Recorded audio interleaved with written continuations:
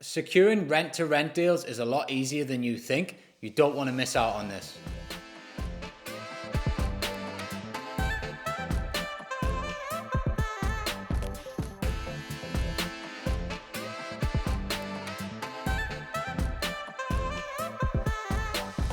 Securing your first rent-to-rent deal is not that difficult, and in this video I'm going to give you 4 ways to do it exactly that. Number one, you want to make inquiries. Obviously, you've got to be finding the right type of people. You've got to be getting involved with landlords and estate agents as well. There's thousands of them. They exist everywhere, and they're on social platforms. They're advertising their properties on various websites. But you've got to make the inquiries. If you make enough inquiries, that's going to lead you on to viewings.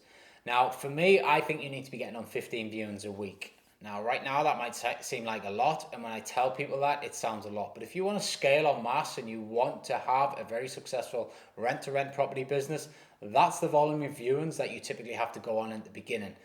As you start to figure out what a good viewing is, what a bad viewing is, what a good area is, what might not work and what will work, you might reduce that down to maybe 10 viewings or even less than that. But right now, if you're at the beginning of your journey, if you haven't got any properties or you've got less than 5 properties, you haven't been acquiring a property per month, then you need to up your viewings, which means you've got to make more inquiries and ultimately book more viewings. From the viewings, treat them as an opportunity to build a relationship. Not go and view a property. It's not about the bricks and mortar. It's about the relationship that you build with the landlord, with the estate agent, that gets you the deal. Now, also bear in mind, and I'm going to come on this shortly, but you might not get that deal straight away. So it is about the relationship and harvesting that relationship over time. That has definitely got me the success that I've got so far. Whilst I've still got your attention, if you're enjoying this video content, then there's plenty more where it came from. Don't forget to hit the bell notification and subscribe to the channel. And there's links in the description which give you other videos exactly like this one to help you on your property journey. From the viewings, you want to make an offer on every single viewing that you go on. The more offers you make, the more properties you acquire. And you cannot acquire a property unless you make an offer.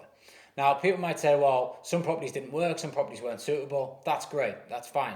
Just make a very low ball offer. And if you get that property for that price, then you will still make money out of it. I've been on viewings before where I didn't necessarily want them. And, I put in a stupid offer, very, very low offer, and we got the property. We made it work. We can still turn it into a profit opportunity if the rent is cheap enough, or if you're buying properties as well, if you're purchasing cheap enough, you can always make it work. So I always put an offer in. Now, the key for me, and I go over this all the time with my clients, is follow-up. Something like people will only get engaged with a company on about the 5th or 8th opportunity, the 5th or 8th touch point. Yet most people will give up after 1 or 2 contact attempts. So let's put that into perspective. You go on a viewing. You might make 1 phone call to the estate agent after you've made your offer to see if the landlord's going to accept it, or if the vendor's going to accept it if we're buying.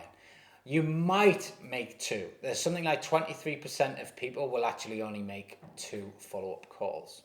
So that means that, most people don't engage until the 5th or 8th follow-up attempt, yet most people are giving up. 75% of people are giving up after 2 follow-up attempts. So if you stay the course and go through 3, 4, 5, 6, 7, 8, you're increasing your chance on getting the deals. And this is, for me, again, where most of my stuff has come from, especially on the acquisition side. The rental side tends to be a bit more of a straightforward decision within the first week or so, but it can drag on.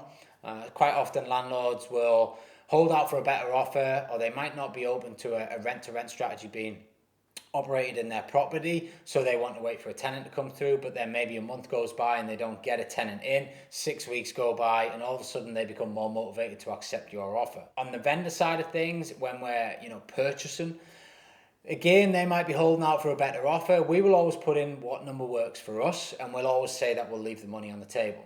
Now, quite often we get agents ring us back up 4 weeks, 6 weeks, sometimes 6 months later saying, does your offer still stand? As time goes by and the property remains either unrented or unsold, they become more motivated to accept your offer.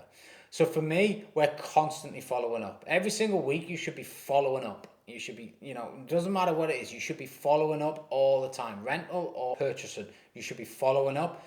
If you are religious with your follow-up, I guarantee you will get more deals out your pipeline. It's just really squeezing that pipeline and making sure that you're getting the most out of your activity at the front end, which was all the hard work with the inquiries, all the hours driving around, going on the viewings, building the relationships, and all the offers that you make.